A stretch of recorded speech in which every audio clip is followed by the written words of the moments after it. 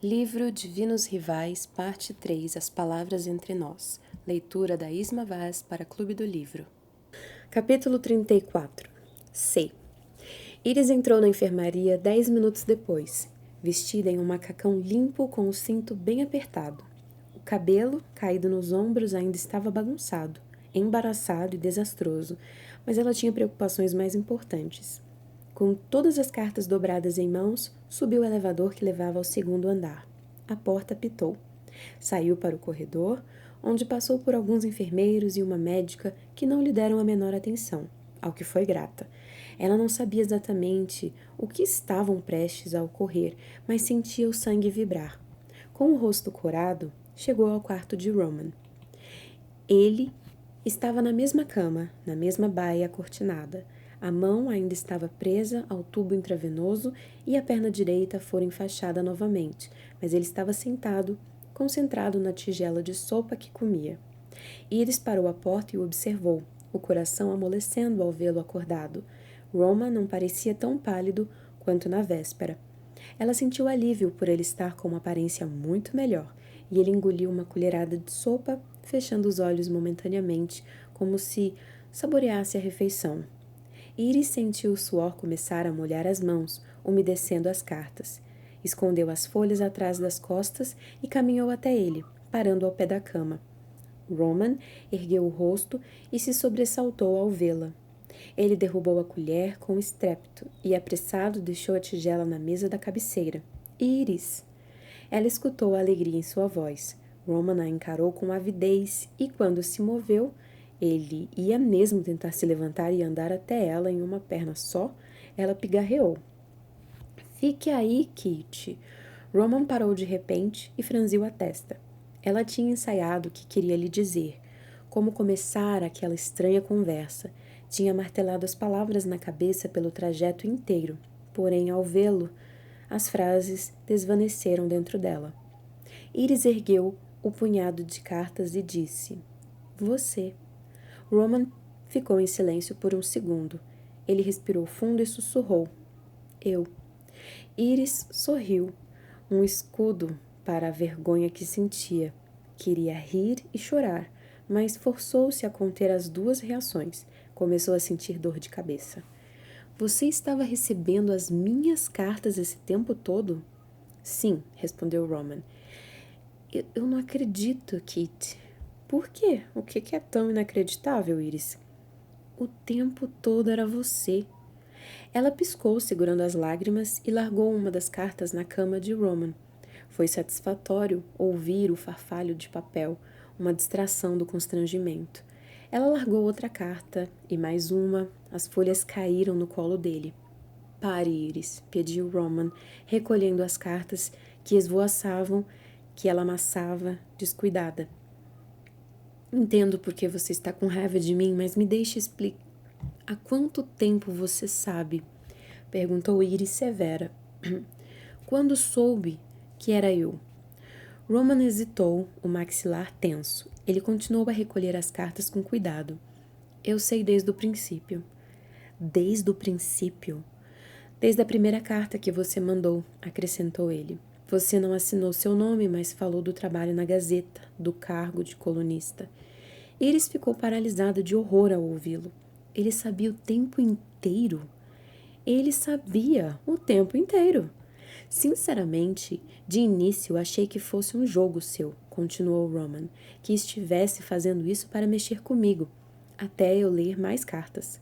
Por que você não me disse nada, Kit? Eu queria falar, mas estava com medo de você parar de escrever. Então achou melhor me fazer de boba. O olhar dele queimou de ultraje. Eu nunca a fiz de boba, Iris. Nem sequer pensei nisso de você. Então estava só me fazendo um favor, propôs Iris, odiando o tremor da voz.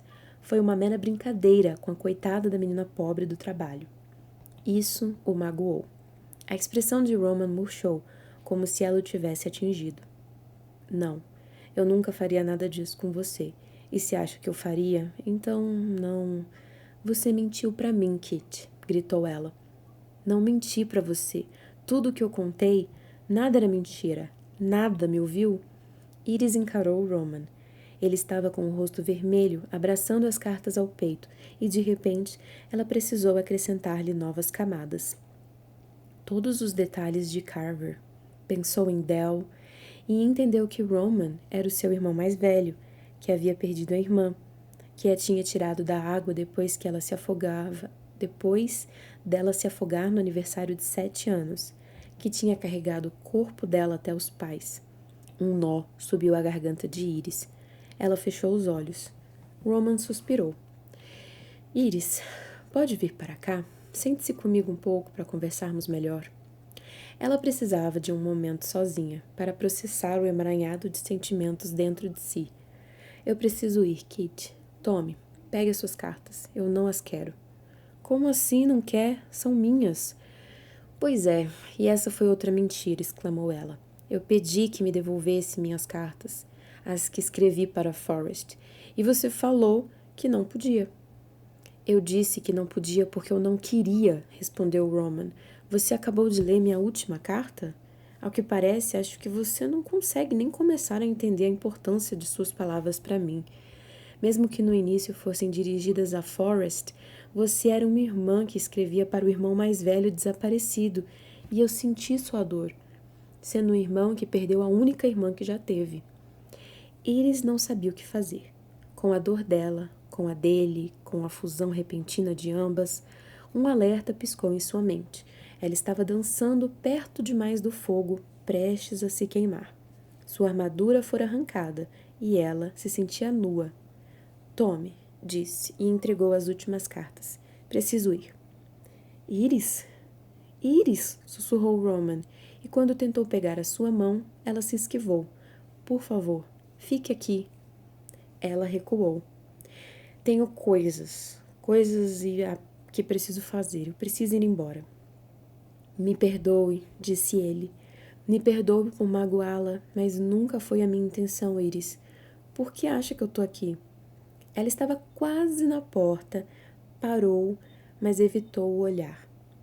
Encarou as cartas que Roman apertava com força. Você veio me ofuscar de novo, disse Iris, o tom distante. Veio provar que o seu texto é muito superior ao meu, como fez na Gazeta. Virou-se para fugir, mas 2 passos depois escutou um estrépito. O som da cama rangendo, um grunhido de dor. Iris olhou para trás e arregalou os olhos ao ver que Roman, erguendo-se em uma perna só, arrancando-a a agulha do acesso intravenoso da mão. Volte para a cama, Kit, ralhou ela. Não fuja de mim, Iris, disse Roman, mancando na direção dela. Não fuja de mim. Não depois do que eu acabei de viver. Não antes de me conceder um último pedido. Iris fez uma careta enquanto ele se esforçava para alcançá-la em uma perna só. Ela avançou, as mãos prontas para ampará-lo, mas Roman se segurou no batente da porta e se equilibrou, encontrando o olhar dela com os seus olhos azuis penetrantes. Havia apenas uma fina distância entre os corpos dos dois, e Iris quase recuou, lutando contra a atração tentadora que sentia por ele. Que pedido é esse, afinal? Perguntou fria, apenas para esconder a dor no peito. O que é tão importante para fazer você agir como um tolo, arrancando uma agulha da veia, talvez arrebentando os pontos e... Eu nunca menti para você, afirmou Roman com a expressão mais suave e o olhar ainda aguçado. Você me perguntou isso uma vez, há meses, e eu me recusei a responder, sussurrou. Mas quero que me pergunte de novo, Iris. Me pergunte qual é meu nome do meio. Iris rangeu os dentes, mas sustentou o olhar dele. A memória começou a girar como um fonógrafo e ela ouviu a própria voz no passado, arrogante, cheia de humor e curiosidade. Roman charlatão Kit. Roman chato Kit. Roman cínico Kit. Ela perdeu o ar. O C é de Carver, disse Roman, aproximando-se mais. Eu me chamo Roman Carver Kit. Ele afundou os dedos no cabelo de Iris e levou a boca de encontro à dela. Iris sentiu o choque se espalhar pelo corpo no momento em que os seus lábios se encontraram. O beijo era faminto, como se ele desejasse tocá-la havia muito tempo, e de início ela não conseguiu respirar. Finalmente, o choque passou e Iris sentiu a excitação aquecer o seu sangue. Ela abriu a boca, retribuindo o beijo. Sentiu Roman estremecer quando ela subiu as mãos pelo braço dele, segurando-o. Quando ele moveu seus corpos de lugar, Iris sentiu que estava caindo e se viu inteiramente desamparada até sentir a parede às suas costas. Roman a apertou contra a parede. O corpo esguio ardendo como se pegasse fogo. O calor encharcou a pele de Iris, instalando-se em seus ossos, e foi impossível conter o gemido que lhe escapou. Roman segurou o rosto dela entre as mãos. Sim, ele a desejava havia muito tempo. Era palpável no modo como a tocava, como tomava os seus lábios, como se houvesse imaginado aquele momento incessantemente. Iris mal sabia as horas, o dia ou o lugar onde estavam. Os dois tinham sido pegos por uma tempestade que eles mesmos criaram e ela não sabia o que aconteceria quando cessasse. Sabia apenas que algo doía no fundo do peito, algo de que o Roman parecia necessitado, pois a sua boca, seu fôlego e suas carícias tentavam tomar o que quer que fosse para si. Alguém pigarreou. Iris voltou a si de repente, sentindo o ar frio e adstringente da enfermaria, as lâmpadas acesas no teto, os sons metálicos de pinicos e bandejas sendo removidos. Ela se soltou de Roman ofegante. Olhou para ele, para sua boca inchada, para os olhos transbordando de uma luz perigosa enquanto ainda encarava. Vou precisar restringir o seu horário de visita se houver a probabilidade de beijos assim voltarem a acontecer, Sr. Kit, disse uma voz cansada. Iris olhou para trás de Roman e viu uma enfermeira que segurava a agulha e o tubo intravenoso que ele arrancara do braço, da mão. Você precisa ficar de cama, continuou a enfermeira, de repouso. Isso não vai voltar a acontecer, prometeu Iris, o rosto corado. A enfermeira apenas arqueou a sobrancelha. Roman, por sua vez, arquejou como se Iris o tivesse socado. O que eu estou fazendo? Pensou Iris, se desvencilhando de Roman. Que tolice! Ela parou na porta e o olhou. Roman ainda se encostava à parede. Seu olhar, no entanto, estava inteiramente consumido por ela, mesmo quando a enfermeira se adiantou para ajudá-lo. Iris o deixou com a memória fervilhante do beijo e as cartas espalhadas pela cama. Abre aspas. Cara Iris. No que estava pensando, não. Como deixou seu coração confundir seus pensamentos, não. Você deveria saber, não. Como não percebeu? Como deixou ganhar de você? Roman C. de Carver Kit fez você de trouxa. Kit 2. Um ponto pelo cargo de colunista, outra pelo truque elaborado. Winnow 0. Eu nem sei o que pensar. Estou envergonhada, estou furiosa, estou triste e estranhamente aliviada. Ati e Marisol não param de me chamar para visitar a enfermaria, mas se eu encontrar Kit agora, eu não sei como reagirei a ele. Agi como uma boba hoje de manhã, então é melhor me manter afastada. Em vez disso, me voluntariei para cavar covas no campo. Cavei por horas. Estraguei toda a minha raiva, meu desamparo e minha tristeza à terra.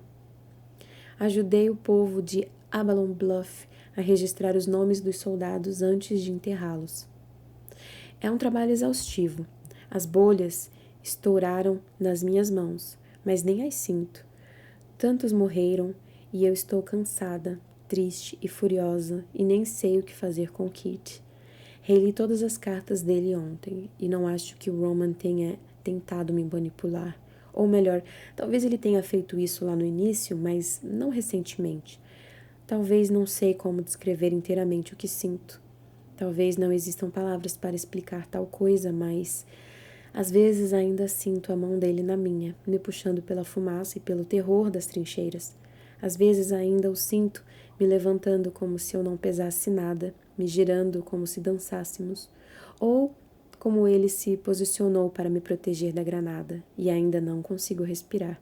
Às vezes, lembro que meu coração parou quando o vi caído de costas, os olhos voltados para o céu, como se morto, quando o vi caminhar pelo campo durante a sirene dos Aithras, quando colidimos na grama dourada, quando sua boca tocou a minha.